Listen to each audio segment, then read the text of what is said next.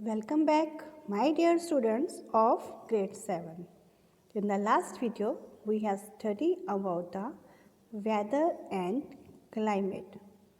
Today, we learn some more about the weather and climate and the factors that affect the weather and climate. The first is insolation. Insolation. The sun radiates heat in all the direction. This heat is known as solar radiation. जो सन है अपनी heat को सभी directions में छोड़ता है, इसी heat को हम क्या कहते हैं? Solar radiation. यानी जो सन की हीट है सब जगह पहुंचती है, जो हम तक पहुंचती है उसे कहते हैं solar radiations. The earth receive only 1/2 part of the heat radiated by the sun due to its distance from the sun. पर अर्थ सन से बहुत ज़्यादा दूर होने के कारण इससे उस हीट का कुछ पार्ट ही रिसीव होता है। The solar radiation that reaches the surface of the earth is known as insolation. Solar radiation का जो पार्ट अर्थ की सरफेस पर पहुंच जाता है उसे हम कहते हैं insolation. Means in means coming, sol means solar, Asian means radiations, means incoming solar radiation, कि जो solar radiations अर्थ तक पहुंच जाती है उसे कहते हैं insolation. Horizontally, it decreases from the equator to poles and varies from place to place on the earth. अगर हम देखते हैं जो solar radiations होती है और insolation होती है, जैसे जैसे हम इक्वेटर से पोल्स की तरफ जाते हैं वो हीट कम होती जाती है।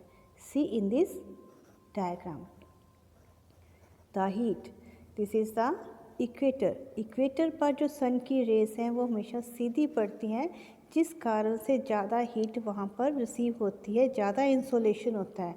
पर पोल्स की तरफ जाते हुए जो सोलर रेडिएशंस होती हैं वो कम होती जाती हैं, कम हीट पहुँचती हैं, डायरेक्ट नहीं पहुँचती हैं, तो जिस कारण से इंसुलेशन कम होता है, सन की हीट पोल्स पे कम पहुंचती है। Next is heating of the atmosphere. The atmosphere gets heated up by 3 process: convections, conductions and the radiations. जो हमारा एटमॉस्फेयर 3 तरह के प्रोसेसेस से गर्म होता है। कौन कौन से हैं? Convection, conduction and radiation.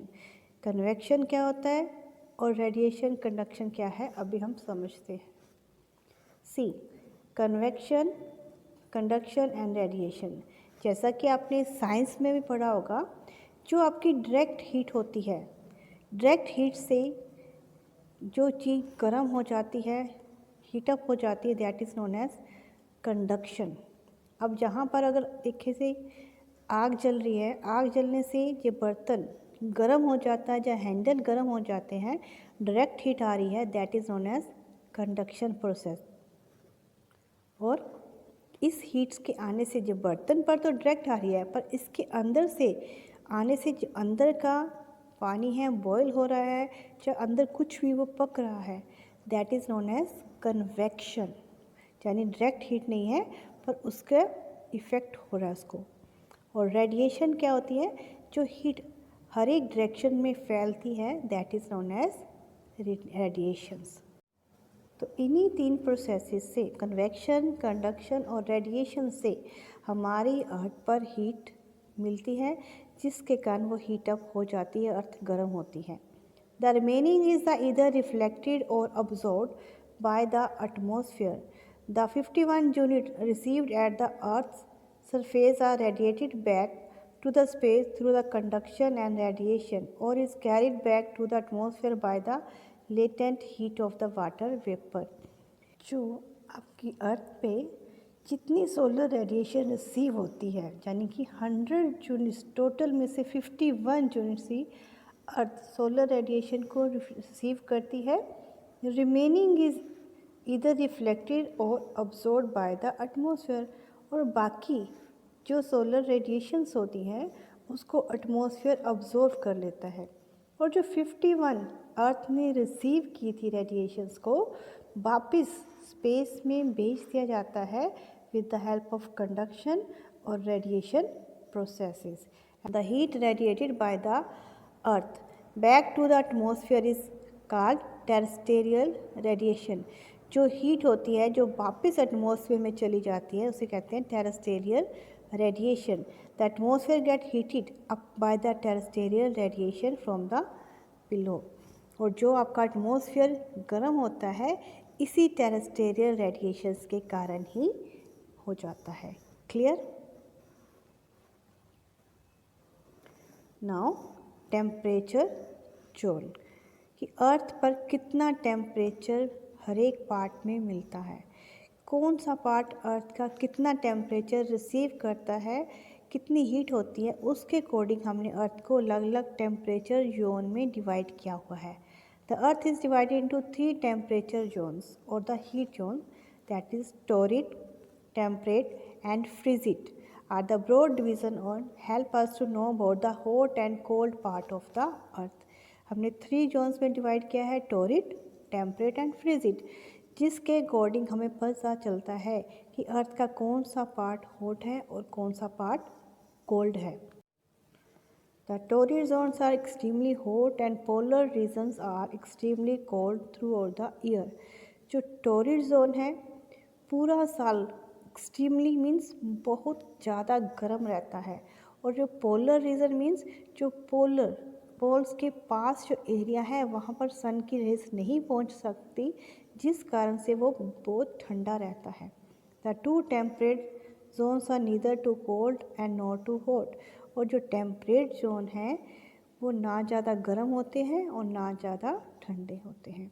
Let us make it clear from the diagram.